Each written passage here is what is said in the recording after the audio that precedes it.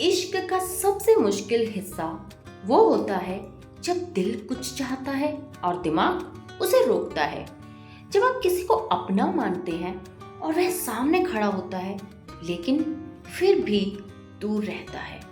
वो खामोशी जो आपको एक अजनबी बना देती है, वही खामोशी आपको सबसे करीब भी ला सकती है।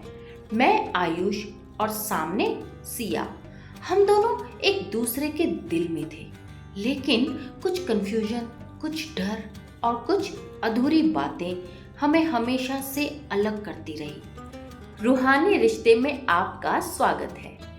उस दिन भी कुछ ऐसा ही हुआ। कॉलेज की एक सुबह थी।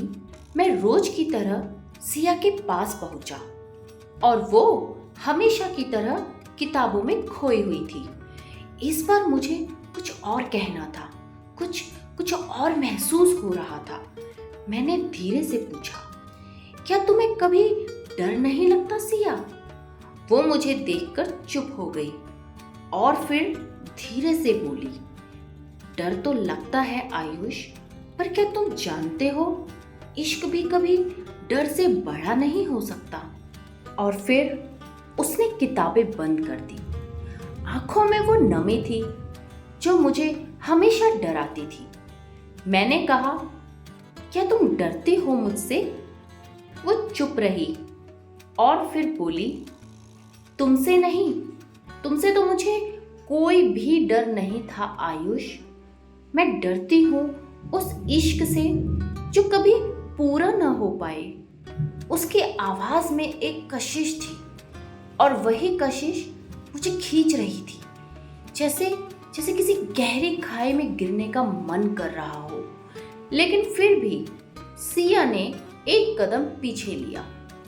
उसने मेरी आंखों में देखा और कहा, हमें बीच में यही रुकावटें हैं और यह रुकावटें हम दोनों को अलग कर सकती हैं। मैं चुप था। मैं उसे रोक नहीं सकता था, ना ही कोई बहाना बना सकता था। लेकिन दिल जानता था कि हम दोनों के बीच जो खामोशी है वही सबसे बड़ी वजह है। कुछ दिन बीतते गए। सिया मुझसे दूर हो गई। वो क्लास में मुझे नजरअंदाज करने लग गई थी और मैं सिर्फ उस खालीपन को महसूस करता रहा जो उसके बिना था। हमारे बीच की ये दूरियां इतनी बड़ी हो गई थी कि कभी कभी मुझे लगता था हम कभी एक दूसरे से थे ही नहीं। लेकिन फिर एक दिन मैंने देखा सिया को किसी और लड़के के साथ बात करते हुए। मेरे अंदर कुछ टूट गया था। मैंने खुद से पूछा, क्या यह अधूरी खामोशी हमारी तड़प को खत्म कर देगी? क्या यह दूरी हमारी मोहब्बत को भुला देगी? सिया की आंखों में एक अलग सा दर्द था, लेकिन क्या वह अपने डर को छोड़ पाएगी? क्या आयुष अपनी शरारतों के बीच उस दर्द को समझ पाएगा? आज वो दूरी जो पहले हमें एक दूसरे के करीब लाती थी, अब हमें और दूर कर रही थी। लेकिन इस बीच हम दोनों के दिल एक ही धड़कन पर थे।